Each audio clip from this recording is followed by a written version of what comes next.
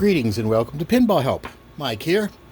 Today I've got on the bench what are obviously two flipper brackets from a late model Stern pinball machines.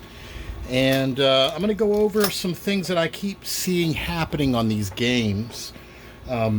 Obviously it's the flipper bracket. Both of these are, I can't remember if they're the right or the left flipper brackets, but I guess we got maybe one of each, huh? They're not identical. So we got one right and one left, or maybe they are. Yeah, they are identical. Anyway, I'm running into a couple of recurring problems with the flipper assemblies on these late model Sterns. One of these came out of a Rush. The other one came out of a Jurassic Park.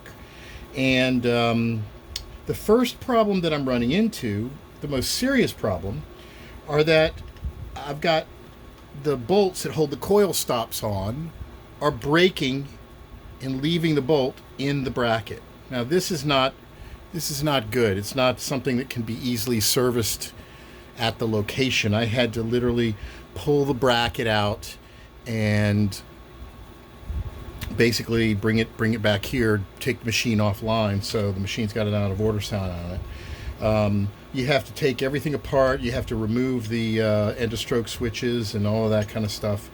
And let's take a look at this. So that's one of the problems. There's three things that I'm seeing, actually four now, that are regularly happening with these flipper assemblies.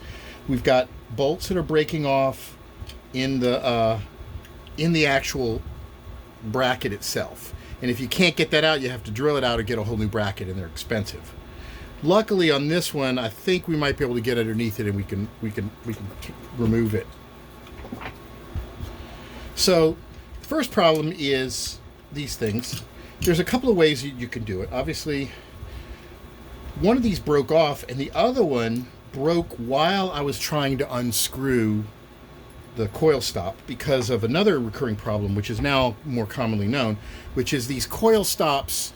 That many of the coil stops that Stern have been using have been poorly made, and whatever metal they're using to insulate the stop from the metal part here, there's a non-ferrous metal in there they use so that the whole stop won't be magnetized. It's starting to break down. I suspect the cheap Chinese source is probably putting some lead or some other soft metals in here that are not making it last very long. And it's breaking down, and so the coil stops are starting to go bad much more sooner than you would normally expect them to. And it's not the metal stops, it's the little metal in between that just seems to fall apart. They're very poorly made. Hopefully Stern can fix this. Then you've got these things breaking off. And then you also have, I'm noticing this, you see these end of stroke switches here. The outer leaf is breaking off. I've got 4 flipper assemblies where they've broken off in the exact same spot. So they seem to be poorly made. This is something I've never run into. As the flipper goes like this breaks this connection right there, and there's supposed to be a little thing. And I also have seen, I lost one of these little things here have broken off too. So these seem to be poorly made. So whatever metal is being used for these is lesser quality than what we're used to working with pinballs, and they're just starting to fall apart more often. It's unfortunate. I would like to see that corrected. What I'm going to do for sure is I'm going to not use these Stern original coil stop bolts. I'm going to replace them with hex high quality ones that I've sourced from other sources, and I'm going to start using those instead of these. These just break off. I don't know if they're using permanent thread lock in here or they're just poor quality. I think they're poor quality because they always seem to break at the same spot. So how do we get rid of these? Well, if you can get enough of it on the underside, you might just be able to unscrew it. You might just be able to grab it with your hand and unscrew it. Here's a tool specially made for it, a vampire tool, and it's got a little end where you can kind of grab it like that, and you can twist, and you can do that. You can twist it out. And if you can do that from the underside,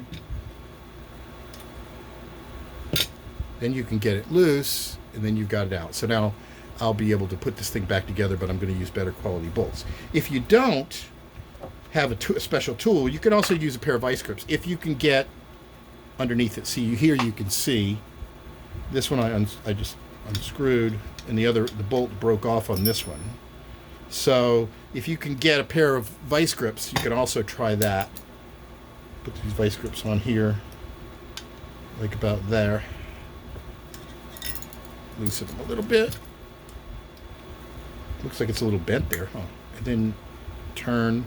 If it won't go right away, maybe try some PB blaster in there or something. This does not want to come out, so I might use some PB blaster. And then you just get you grab it onto there and you just try to unscrew. This guy's not going to come out easily. You can see it's already starting to fall apart. This, whatever metal this is very poor quality. So I'm going to put some PB blaster on this, loosen it up, and then I'm going to try to get to it. If I can't, I'm going to have to put it on a drill press, and I'm going to have to use a very tiny bit and try to drill enough of this so that it can come apart. It's very frustrating. I'm not sure what these parts are, Stern, but you need to change your supplier. I've all the other pinball machines, Williams and these others, I've never run into this as often as I have with Stearns. So I like your games, but some of these supply sources y'all going to have to improve your QA on, because in 1 week, 2 brackets and 2 different machines break. That's rough. But let me know what you think. Leave some comments and subscribe and all that. And until next time, thanks for watching.